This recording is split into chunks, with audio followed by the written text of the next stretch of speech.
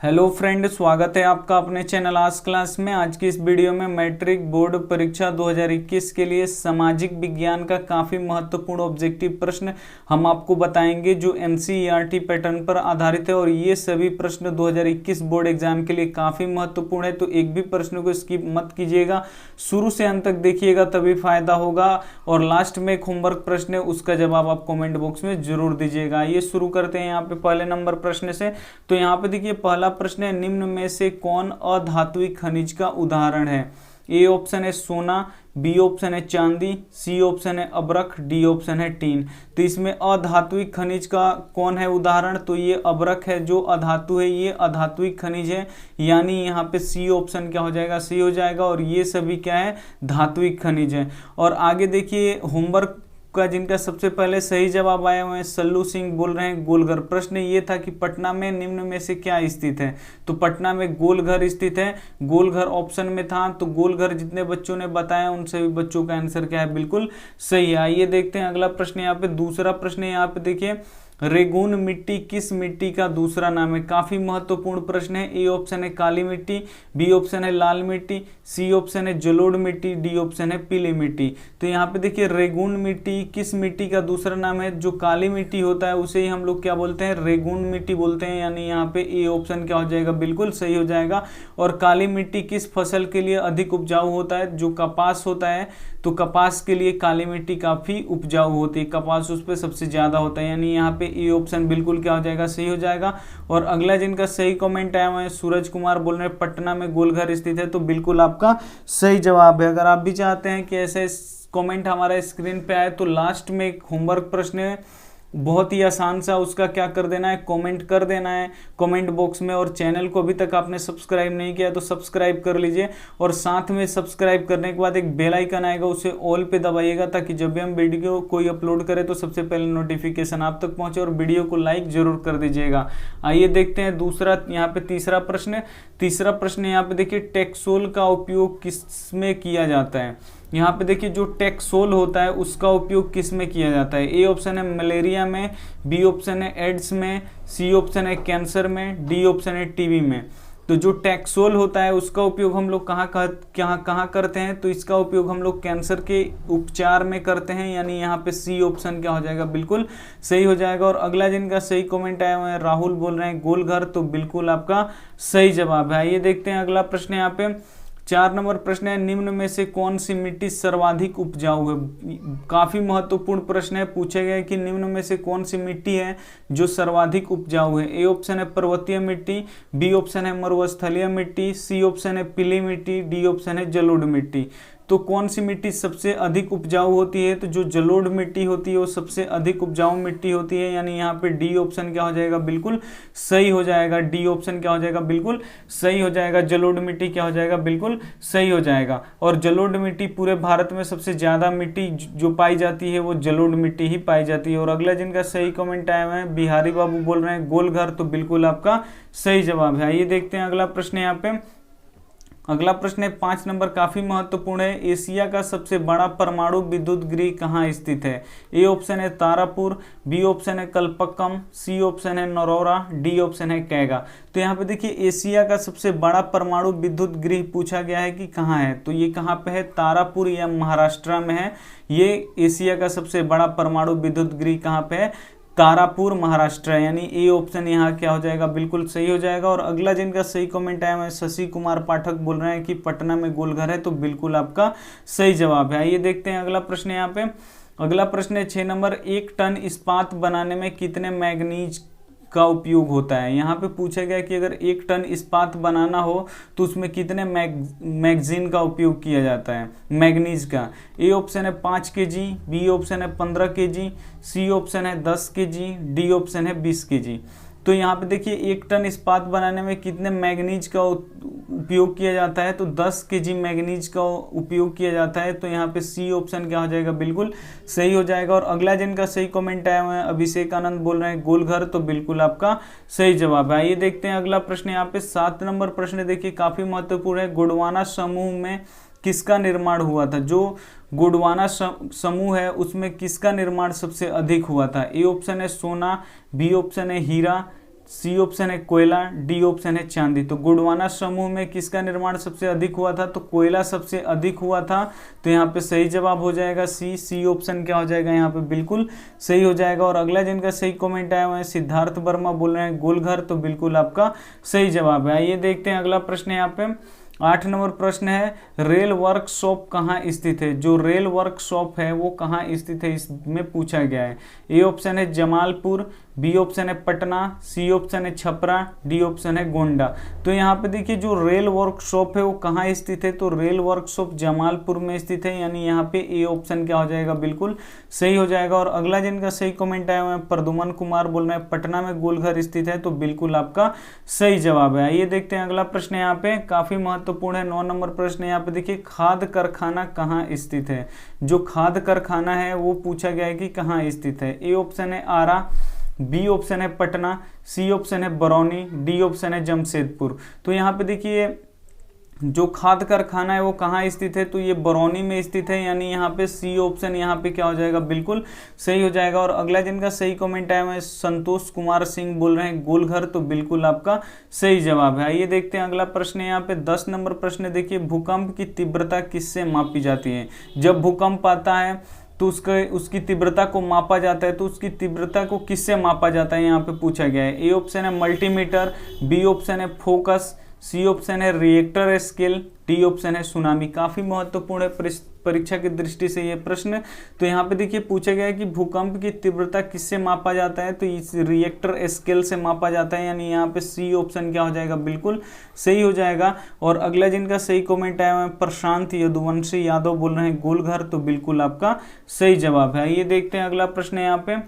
अगला प्रश्न है 11 नंबर, भोपाल गैस त्रासदी किस प्रकार की आपदा थी? जो भोपाल गैस त्रासदी हुआ था जिसमें मिथाइल आइसोसाइनाइड का रिसाव हुआ था, जिसमें हजारों लोग मारे गए थे, तो कोई कैसी घटना है, कैसी आपदा है? ए ऑप्शन है प्राकृतिक, बी ऑप्शन है मानव जनित, सी ऑप्शन है वायुमंडलीय, डी ऑप्शन है इनमें से कोई नहीं। तो ध्यान से देखिए जो भोपाल गैस त्रासदी हुआ था तो कैसी आपदा थी? तो मानव जनित आपदा थी। मानव से मिस्टेक होने के कारण वो गैस क्या हुआ था, लीक हो गया था, बाहर निकल गया था, जिससे हजारों लोग मारे गए, यानी यहाँ पे बी ऑप्शन क्या हो जाएगा सही हो जाएगा। यहाँ पे देखिए प्राकृतिक आपदा किसे कहते हैं? जो प्राकृतिक के द्वारा घटता है उसे प्राकृतिक आपदा कहते हैं। जैसे भूकंप आ गया, सुनामी आ गया, भूस्खलन हो गया, तो ये सब प्राकृतिक के द्वारा होता है, तो उसे हम प्राकृतिक आपदा कहते हैं। मानव जनित आपदा किसे बोलते हैं हम लोग? तो जो मानव के द्वारा होता है, जैसे बम विस्फोट हो गया, आतंकवादी हमला हो गया, तो ये सब क्या है मानव जनित आपदा होता है। तो उसे मानव के द्वारा अगर घटित हो उसे मानव जनित आपदा बोलेंगे, और जो प्रकृति के द्वारा घटित होता है उसे हम लोग प्राकृतिक आपदा बोलते हैं। यानी यहाँ पे सही जवाब हो जाएगा क्या बी ऑप्शन क्या हो जाएगा बिल्कुल सही हो जाएगा। और अगला जिनका सही कमेंट आया हुआ है सत्यम पांडे बोल रहे हैं कि पटना में गोलघर स्थित है गुरुजी, तो बिल्कुल सही जवाब है आपका। आइए देखते हैं अगला प्रश्न यहाँ पे 12 नंबर प्रश्न है, भारतीय संविधान के अनुसार भारतवर्ष को घोषित किया गया है। यहाँ पे देखिए जो भारतीय संविधान है जिससे हम लोगों का देश चलता है, जिस संविधान से, उसके अनुसार भारतवर्ष को घोषित किया गया है। कैसा राज्य घोषित किया गया है? ए ऑप्शन है हिंदू राज्य, बी ऑप्शन है धर्मनिरपेक्ष राज्य, धर्म सापेक्ष राज्य, सी ऑप्शन है बहुभाषी राज्य, डी ऑप्शन है धर्मनिरपेक्ष राज्य। तो यहाँ पे देखिए भारतीय संविधान के अनुसार भारतवर्ष को घोषित किया गया है धर्मनिरपेक्ष राज्य, यानी इस मतलब भारत का कोई भी धर्म नहीं है, यहाँ पे सभी धर्मों के लोग आके रह सकते हैं, यानी यहाँ पे क्या हो जाएगा डी ऑप्शन क्या हो जाएगा बिल्कुल सही जवाब हो जाएगा। और अगला जिनका सही कमेंट आया हुआ है ओम प्रकाश बोल रहे हैं पटना में गोलघर स्थित है, तो बिल्कुल आपका सही जवाब है। ये देखते हैं अगला प्रश्न यहाँ पे। यहाँ पे देखिए 13 नंबर प्रश्न है, भारत में सर्वप्रथम नगर निगम की स्थापना की गई। मतलब पूछा गया है यहाँ पे कि भारत में सर्वप्रथम यानी सबसे पहले नगर निगम की स्थापना कहाँ पे किया गया। ए ऑप्शन है कोलकाता, बी ऑप्शन है दिल्ली, सी ऑप्शन है मुंबई, डी ऑप्शन है चेन्नई। तो यहाँ पे देखिए पूछा गया कि भारत में सबसे पहले नगर निगम की स्थापना कहाँ पे किया गया था, तो चेन्नई में किया गया था। काफी महत्वपूर्ण प्रश्न है, यानी यहाँ पे डी ऑप्शन क्या हो जाएगा बिल्कुल सही हो जाएगा। और अगला जिनका सही कमेंट आया हुआ है सोनू कुमार बोल रहे हैं कि गोलघर पटना में स्थित है, तो बिल्कुल आपका सही जवाब है। ये देखते हैं अगला प्रश्न यहाँ पे 14 नंबर प्रश्न है, निम्न में से कौन केंद्र शासित प्रदेश है। केंद्र शासित प्रदेश किसे बोलते हैं? जिसपे सीधे केंद्र का अधिकार होता है। वैसे उसे क्या बोलते हैं हम लोग, केंद्र शासित प्रदेश बोलते हैं। ए ऑप्शन है छत्तीसगढ़, तो ये क्या है, राज्य है एक। बी ऑप्शन है उत्तराखंड, ये भी एक राज्य है। डी ऑप्शन है केरल, ये केरल भी क्या है, एक राज्य है। लेकिन जो चंडीगढ़ है ये क्या है, केंद्र शासित प्रदेश है। यहाँ पे जो केंद्र शासित प्रदेश उसे बोलते हैं जिसपे किसका हक होता है, सिर्फ केंद्र सरकार का हक होता है, यहाँ पे राज्य सरकार का हक नहीं होता है। तो यानी यहाँ पे क्या हो जाएगा, सी ऑप्शन क्या हो जाएगा, बिल्कुल सही हो जाएगा। ये चंडीगढ़ क्या है, केंद्र शासित प्रदेश है। तो अभी भारत में कितने केंद्र शासित प्रदेश हैं, तो 9 केंद्र शासित प्रदेश है। जम्मू कश्मीर और लद्दाख को लेके पहले 7 था, अब 2 बढ़ गया है, तो 7 2 कितना हो जाएगा, 9। और राज्य कितने थे, पहले राज्य थे 28 29, अब कितने हो गए, 28 हो गए। तो अब राज्य पूछे तो 28 और केंद्र शासित प्रदेश पूछे तो कितना हो जाएगा, 9 हो जाएगा। और अगला जिनका सही कमेंट आया है सूरज दुबे, बोल रहे हैं SW का आंसर गोलघर होगा, तो बिल्कुल आपका सही जवाब है। ये देखते हैं अगला प्रश्न। यहाँ पे अगला प्रश्न है, भारतीय संविधान द्वारा मान्यता राष्ट्रीय भाषाओं की संख्या कितनी है।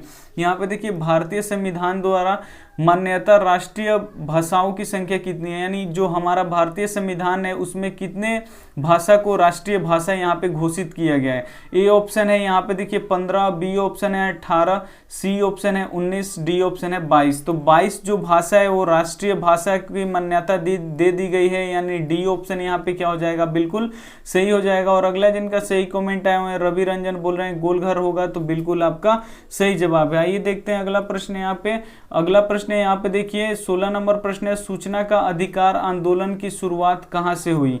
ए ऑप्शन है राजस्थान, बी ऑप्शन है दिल्ली, सी ऑप्शन है तमिलनाडु, डी ऑप्शन है बिहार। तो यहाँ पे पूछा गया है कि जो सूचना का अधिकार आंदोलन है इसका शुरुआत कहाँ से हुआ था। तो ये कहाँ से हुआ था, इसका शुरुआत राजस्थान से हुआ था, यानी यहाँ पे ए ऑप्शन क्या हो जाएगा, बिल्कुल सही हो जाएगा। और अगला जिनका सही कमेंट आया हुआ है विजय ठाकुर, बोल रहे हैं गोलघर, तो बिल्कुल आपका सही जवाब है। आइए देखते हैं अगला प्रश्न। यहाँ पे अगला प्रश्न है यहाँ पे 17 नंबर, ताड़ी विरोधी आंदोलन किस राज्य से शुरू किया गया।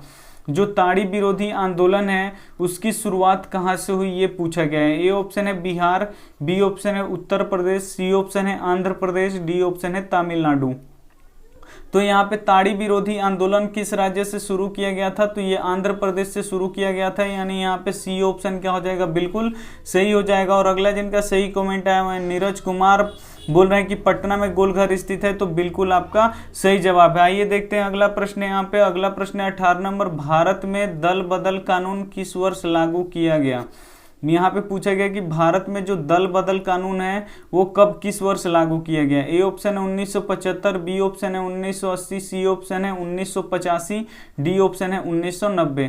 तो भारत में दल बदल कानून किस वर्ष लागू किया गया, तो ये 1985 में लागू किया गया, यानी यहाँ पे सी ऑप्शन क्या हो जाएगा, बिल्कुल सही हो जाएगा। और अगला जिनका सही कमेंट आया हुआ है अमित राजपूत, बोल रहे हैं गोलघर, तो बिल्कुल आपका सही जवाब है। ये देखते हैं अगला प्रश्न। यहाँ पे अगला प्रश्न है 19 नंबर, बिहार के किस जिले का प्रति व्यक्ति आय कम है। ए ऑप्शन है नालंदा, बी ऑप्शन है रोहतास, सी ऑप्शन है सिवान, डी ऑप्शन है शिवहर। तो यहाँ पे देखिए पूछा गया है कि बिहार के किस जिले का प्रति व्यक्ति आय कम है, तो जो शिवहर है, शिवहर जिला, उस जिले का प्रति व्यक्ति आय सबसे कम है, तो यानी यहाँ पे डी ऑप्शन क्या हो जाएगा, बिल्कुल सही हो जाएगा। और अगला जिनका सही कमेंट आया हुआ है सूरज कुमार, बोल रहे हैं गोल हाउस, तो बिल्कुल आपका सही जवाब है। आइए देखते हैं अगला प्रश्न। यहाँ पे 20 नंबर प्रश्न है। यहाँ पे देखिए मेटरनिक कौन था। ए ऑप्शन है ऑस्ट्रिया का चांसलर, बी ऑप्शन है फ्रांस का चांसलर, सी ऑप्शन है प्रसा का चांसलर, सी ऑप्शन है फ्रांस का चांसलर, डी ऑप्शन है रूस का जार। तो यहाँ पे देखिए जो मेटरनिक था वो कौन था, तो ऑस्ट्रिया का चांसलर था, यानी यहाँ पे ए ऑप्शन क्या हो जाएगा, बिल्कुल सही हो जाएगा।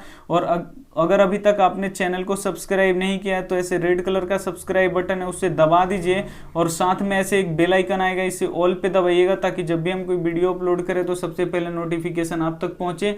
और ये रहा आपका होमवर्क प्रश्न, इसका जवाब आपको कमेंट बॉक्स में देना है। तो यहाँ पे देखिए प्रश्न है यूरोप का मरीज किस देश को कहते हैं। ए ऑप्शन है अमेरिका, बी ऑप्शन है जापान, सी ऑप्शन है तुर्की, डी ऑप्शन है भारत। तो यहाँ पे पूछे गए कि यूरोप का मरीज किस देश को कहते हैं। जो आपको ऑप्शन सही लगे आप हमें कमेंट कर दीजिएगा। अगर अभी तक आपने चैनल को सब्सक्राइब नहीं किया तो एक बार और बोल रहे हैं सब्सक्राइब कर लीजिएगा। और वीडियो अच्छी लगी हो तो वीडियो को लाइक कर दीजिए, अपने दोस्तों के पास शेयर कीजिए। ऐसे एक तीर का निशान बना होता है उससे दबाइए, फिर व्हाट्सएप पे आप लोग क्या कर दीजिए, शेयर कर दीजिए, स्टडी ग्रुप में शेयर कर दीजिए। थैंक यू फॉर वॉचिंग, मिलते हैं अगले वीडियो में, तब तक अपना ध्यान रखें।